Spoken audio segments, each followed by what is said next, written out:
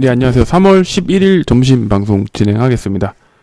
뭐 오늘 일단 시장 얘기 드리기 전에 저한테는 오늘이 좀 마지막 날입니다. 뭐가 마지막 날이냐? 저희가 내일 저기 지금 있는 사무실이 이사를 하거든요. 토요일 날 이사를 하기 때문에 오늘이 저희가 이제 이전 사무실에서 마지막이기 때문에 오늘이 저한테는 마지막 방송이다. 이제 이런 말씀 드릴 수 있겠습니다. 자, 이제 보시는 화면은 나스닥 일봉 차트고요. 나스닥이 장중에 좀 변동성을 좀 키우다가 어쨌든 양봉을 좀 만들었어요. 뭐 어쨌든 마이너스 0.95%긴 한데 양봉을 만들면서 끝냈다. 지금 뭐 미국장은 아무래도 인플레이션 우려 이게 지금 제일 크고 있어요. CPI 지금 소비자 물가 지수가 예상치로 나오긴 했는데 여전히 굉장히 좀 높은 상황이라 이 물가에 대한 불안감이 계속 좀 시장을 압박하는 상황이고 우리도 마찬가지입니다. 지금 여러분들 그 차 갖고 다니시는 분들 기름값이 체감이 되죠.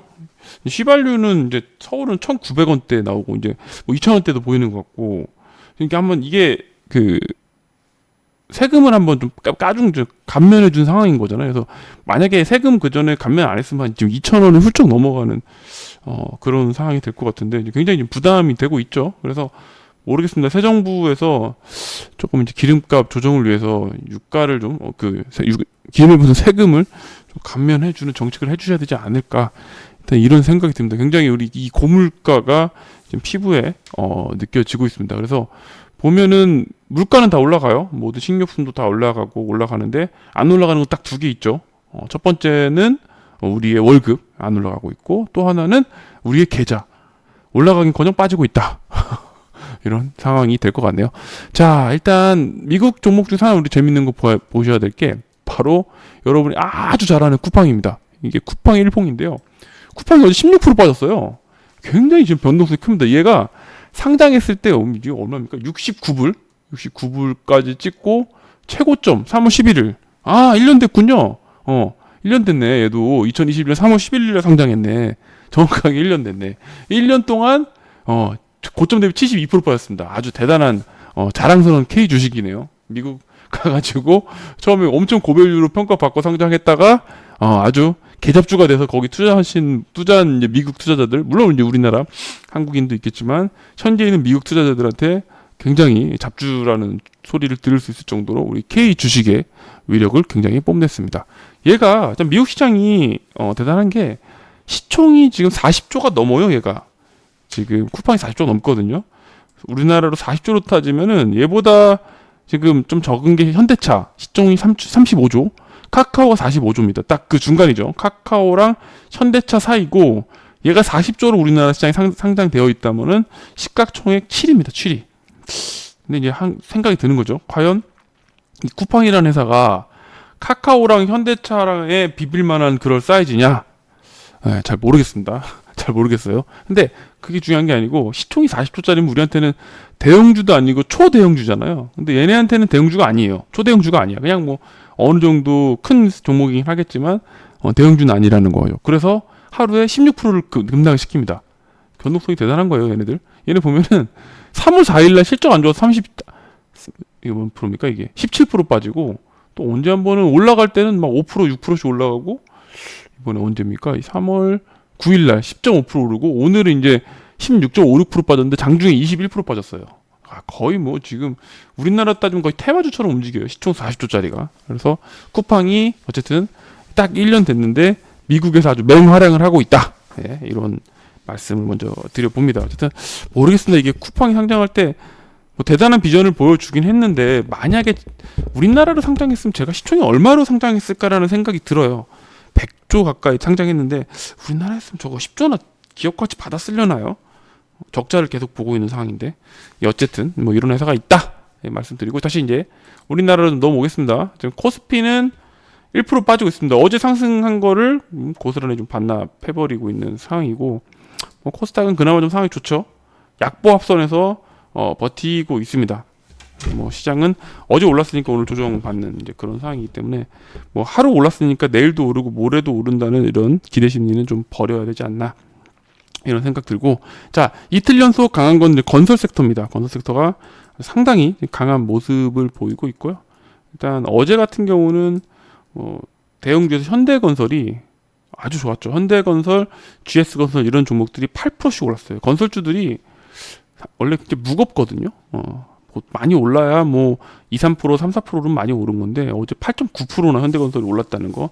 외국인 기관 매수가 집중됐죠. 아무래도 똑같이 생각하는 거예요. 새로운 정부가 들어섰으면은 주택 공급이 당연히 늘 수밖에 없고, 이렇게 되면은 이재명 같은 경우는 기본주택, 즉 공공주택을 많이 개발한다고 한 반면에 윤석열 같은 경우는 어떤 민간주택 공급을 많이 한다고 했으니까 당연히 대형 건설사가 호재다.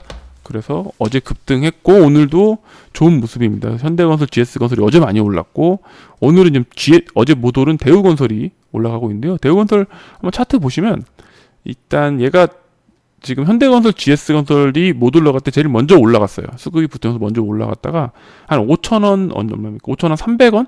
여기서 3바닥, 4바닥이군요. 4바닥 만들고 7,000원까지 제일 먼저 올라갔거든요. 그리고서는 7,000원에서 약간 횡보하다가 다시 이걸 뚫어가는 과정입니다. 그래서 모르겠습니다. 어제까지는 현대건설이 올라가기 전, 그제까지는 대우건설이 지금 제일 좋았어요. 그래서 대우건설이 지금 차트 기술적으로 한 7,400원 여기 고점을 뚫으면은 8,000원, 9,000원도 열려 있다. 그래서 현대건설, GS건설도 좋은데 대우건설 한번 보시는 게 어떨까 이런 생각이 들고, 중소형 건설주는 난립니다 지금. 옛날에 뭐 우리가 그 4대강 테마트 갔던 이하공영 이 종목들 보면은 지금 이하공영, 뭐 우원개발, 삼부토건, 자연과 환경, 신원종합개발, 특수건설 이런 중소형 건설주들이 한번 가는데 얘네들이 대시세를 줬던 적이 2번 있었어요 최근에. 언제냐면은 최근이라고 그렇고, 과거에 이제 이명박 대통령이 4대강 한다고 그래가지고 당선됐을 때 이게 이하공영이 4,000% 간 종목인데요. 1,000원이 안 됐어요. 1,000원이 안 됐던 놈이 25,000원까지 급등했단 말이죠. 이때가 이제 4대강 테마. 그리고 그 뒤로 중소형 건설사가 뭐가 없었어요. 모멘텀이 없다가 또 언제 갔냐면 그 우리 북한하고 우리나라랑 정상회담 했을 때 이때 또 엄청 갔습니다. 북한의 인프라를 건설해야 되기 때문에 그런 수혜로 해서 5,000원짜리가 이제 15,000원 갔고, 이 당시 보면은 뭐 얘뿐만 아니라 특수건설, 뭐 자연과 환경 이런 지금 중소형 건설주들이 다 같이 움직였던 시절입니다. 그래서 그렇게 2번, 1번 움직였고, 이제 이게 2018년이죠. 2018년에 그렇게 갔고, 이제 4년이 흐른 2022년에 다시 한번 4대강 테마, 그 다음에 남북 정상회담 때 있었던 그 기대감으로 올라갈 수 있지 않냐, 뭐 이런 수급이 좀 붙고 있습니다. 그래서 이하공영이 지금 상한가인데, 재밌는 거는 이건 테마주인 거예요. 테마주예요. 그래서 기관 외국인은 매수 매도가 전혀 없죠. 오로지 개인들끼리 하는 건데 그냥 이런 느낌이 듭니다. 이제 윤석열 테마주나 이제 정치인 테마주들에서 빠져나온 자금이 이제 원전 쪽으로 많이 갔고요.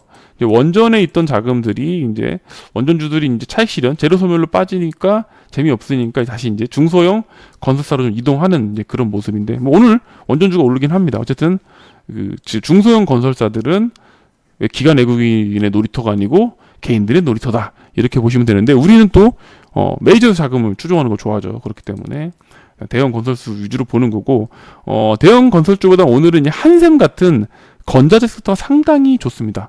이 건자재 섹터에 대해서 제가 상세하게 한번 설명드렸죠. 카톡방 통해서 이게 히스토리, 어떻게 한샘이 우리가 움직였고 과거에 한샘이 대시세가 났던 그 시절, 요거 왜 이렇게 갔는지에 대해서 설명드리면서 KCC, 뭐 LX아웃시스, 현대리바트, 뭐 NX, 대림비엔코 등등등에 대해서 설명드린 내용이 있습니다. 그래서 건자재 섹터는 당연히 좋아질 수밖에 없다, 이제 이렇게 볼 수 있을 것 같고요.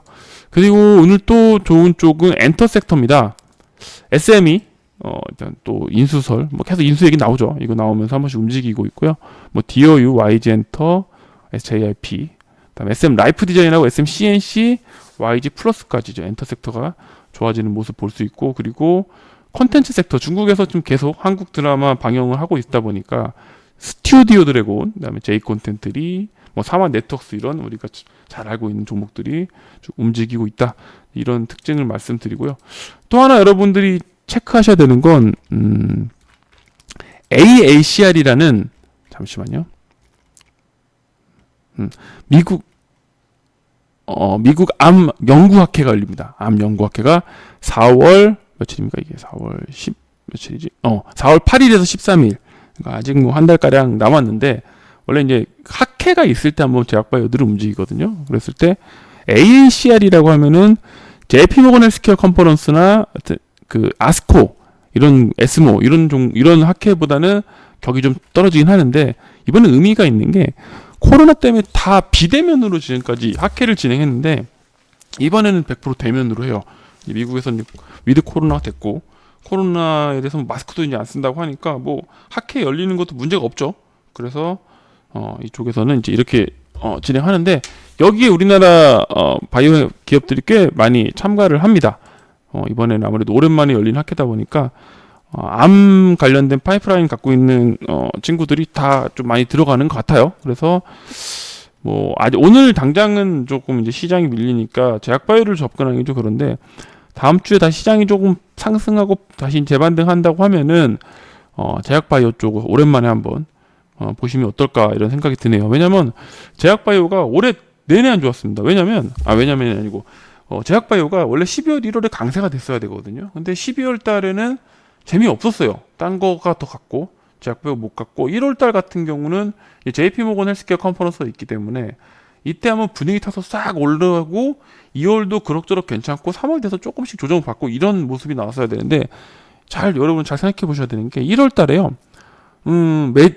매드팩토가 임상 관련해서 뭐가 어쩌고저쩌고 해서 노이즈가 발생했어요. 그러면서 얘가 급락했고, 거기에 신라젠이 이제 상장 폐지 위기까지 갔고, 그다음에 셀트리온이 감리 회계, 이게 회계 이슈 부정 때문에 또 뭐 관리 종목 지정될 수 있다, 뭐 이런 우려들이 있었죠. 그렇고 1월에 시장이 워낙 안 좋다 보니까 그야말로 제약바이오가 초토화가 됐습니다. 그리고 2월 달에도 뭐 시장이 별로였으니까 제약바이오가 반등을 못했고, 3월 돼서도 딱히 지금 올라오지 못하는 이제 그런 상황인데, ABL 바이오라든가 레고캠 바이오, 그다음에 뭐 오스코텍 뭐 이런 종목들, 뭐 올릭스도 있고요. 이런 종목들이 작년에 기술 수출을 라이센스 아웃을 잘 하면서 진가를 충분히 발휘했고, 거기에 따른 뭐 계약금도 들어오는 등 굉장히 임상이나 이런 부분에서 진전을 한 상황입니다. 그럼에도 불구하고 시장에서는 얘네에 대해서 별로 평가가 좋지 못했던 상황인데, 역으로 생각했을 때 이렇게 우리 볼 수 있어요. 새로운 정부가 들어섰는데, 지금 이제 그 윤석열 정부에서는 어떤 주택 공급이라든가 어떤 뭐 인터넷 규제를 해소하고 이런 부분들로 인해서 관련주들이 지금 굉장히 핫하게 가고 있는데, 어쨌든 새 정부 입장에서는 무조건 주식시장을 살려야 되고 코스닥 육성 정책 같은 것들을 만들어서 시장을 떠받쳐줘야 됩니다. 그런 정책들이 이제 하나 둘씩 나올 수 있을 걸로 보고, 그랬을 때 제약바이오 섹터로 수급이 한번 돌아갈 수가 있겠다. 그리고 코스닥 육성 정책이라든가 또 벤처에 대한 투자 이런 거 나오면 당연히 이제 제약바이오 쪽이 좋거든요. 그렇기 때문에 지금 제약바이오가 한번 갈 때 됐다. 그리고 뭐 길게 보면은 올해는 당연히 3개월 동안 안 좋았고, 작년에도 제약바이오가 시장의 중심에 나선 적이 한 번도 없었어요. 계속 1년 반 내내. 그러니까 2020년에는 코로나 때문에 제약바이오가 핫했지만 21년에는 전체 섹터에서 꼴등이었고, 22년 들어서도 안 좋았기 때문에 사실상 1년 한 3개월 동안 놀고 있는 상황입니다. 1년 3개월 동안 시세가 안 나오고 수급이 안 좋아졌지만, 과연 우리 기업들, 바이오 연구하는 이 회사들이 놀았냐? 뭐 그렇게 말씀드릴 수는 없거든요. 그렇기 때문에 AACR이 있고, 그 다음에 좀 있으면 이제 에스모 이런 것도 있기 때문에, 아스코 이런 게 있기 때문에 한 번 정도 제약바이오로 수급 돌지 않을까라는 좀 기대감이 있습니다. 그렇기 때문에 제약바이오도 좀 보셔야 된다. 자, 이런 말씀 드립니다. 어쨌든 오늘 이제 3월 11일이고, 이제 다음 주에 중요한 게 미국에서 3월 15, 16일 FOMC 회의가 있는데, 이미 결론은 우리가 알고 있습니다. 25bp, 즉 0.25% 금리 인상이 거의 확실시, 거의 99%인 것 같아요. 이기 때문에 과연 그 파월 의장이 우리나라 시간으로 17일 새벽, 정확하게는 다음 주 목요일입니다. 다음 주 목요일 날 연준에서 어떻게 시장을 바라보고 있고, 인플레이션은 어떻게 될 거고, 그에 따른 금리는 어떻게 내리고 올릴지에 대한 얘기, 그 다음에 우크라이나발 전쟁 관련해서 연준은 어떤 생각을 하고 있는지, 이런 것들이 잘 나오면은 우리가 마지막 불확실성이라고 할 수 있는 연준 FOMC까지 끝나게 됩니다. 그렇게 되면은 시장에서 모든 이제 불확실성은 해소가 됐고, 단 하나만 남은 거예요. 단 하나가 뭐냐? 우크라이나 이슈입니다. 우크라이나 이슈만 해소되면은 더 이상 우리 시장에서 우리를 괴롭힐 건 지금 당장은 없어요. 물론 인플레이션이 있죠. 근데 우크라이나 전쟁만 해소되면은 인플레이션도 좀 훨씬 잠잠해질 수 있을 거다. 이렇게 볼 수 있고요.